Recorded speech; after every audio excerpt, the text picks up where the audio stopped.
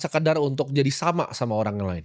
Fungsinya kita hidup, itu adalah untuk jadi diri kita yang lebih baik setiap hari, ya.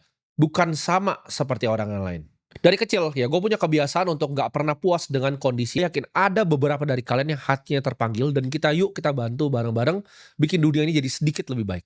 Ketika lu belajar untuk bermimpi, ya, lu bisa melihat gitu loh, masa depan lu itu mau jadi seperti apa. Karena bermimpi, lu akan sangat termotivasi secara internal, bukan karena faktor eksternal, tapi dari internal diri lu. Lu akan lu percaya bahwa hidup realistis adalah hidup yang benar, lu lupa akhirnya kemampuan pikiran kita sendiri untuk visualisasi, untuk bermimpi, ya. Gua sampai sekarang itu masih bisa visualisasi.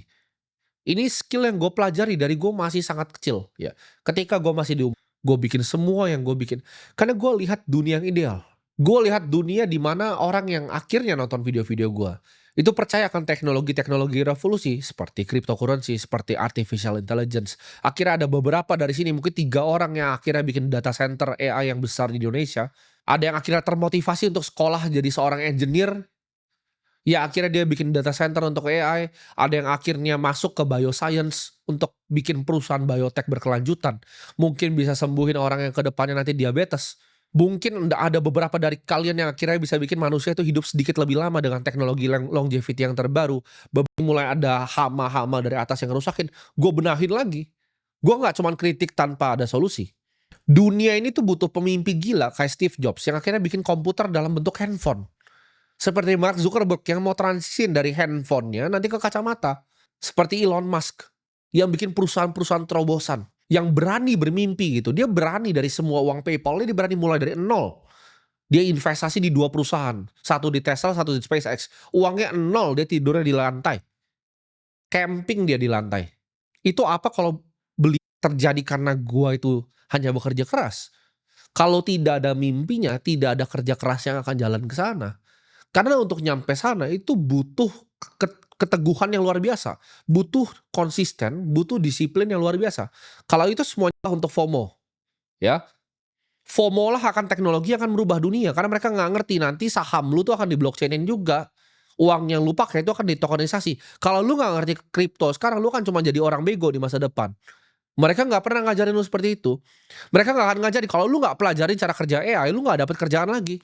Karena AI akan gantiin semuanya gitu. Humanoid robot akan gantiin lu semua petani akan digantiin, ada zamannya. Ya.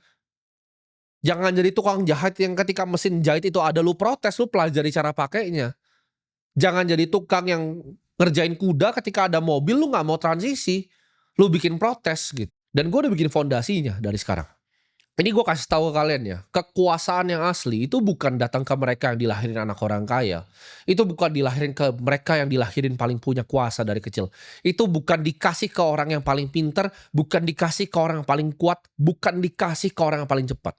Kekuasaan sejati itu datang ke mereka yang nggak bisa kontrol dunia luar itu mau ngapain. Lu nggak bisa kontrol kebijakan orang lain itu mau ngapain. Lu nggak bisa kontrol lu dilahirin di keluarga yang seperti apa. Tapi yang lu bisa kontrol satu, pikiran lu. Jangan sampai pikiran lu tuh diracun sama orang lain. Atau bahkan yang paling jelek, pikiran lu tuh ngeracunin dirinya sendiri. Ketika lu mau coba belajar, enggak lah lu gak sepinter itu, lah ini gak bisa lah.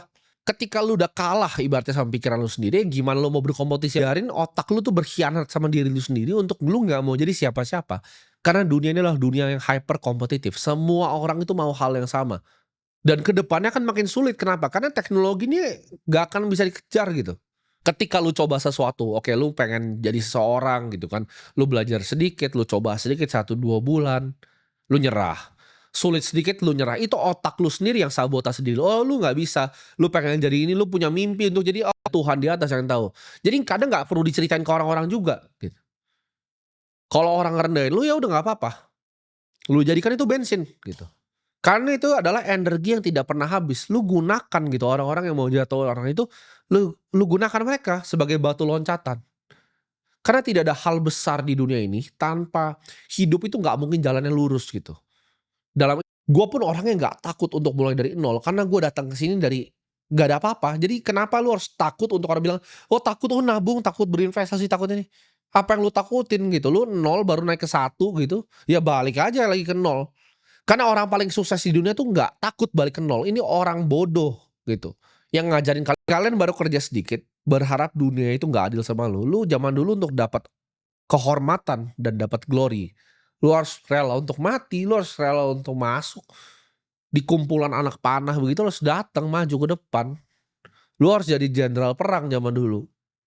Sekarang lu cuman kerja sedikit, lu bangun, lu ngerasa capek sedikit, lu istirahat. Even yang zaman hidup tuh adalah sebuah game, di mana makin sulit ya, makin besar ujian lu, tantangan lu makin besar, maka ke depannya high score lu akan makin besar. Gua itu selalu orang yang ngehadapin semua kesulitan dengan senyuman. Lu cari aja enjoyment-nya ketika lu dimaki belajar tentang AI.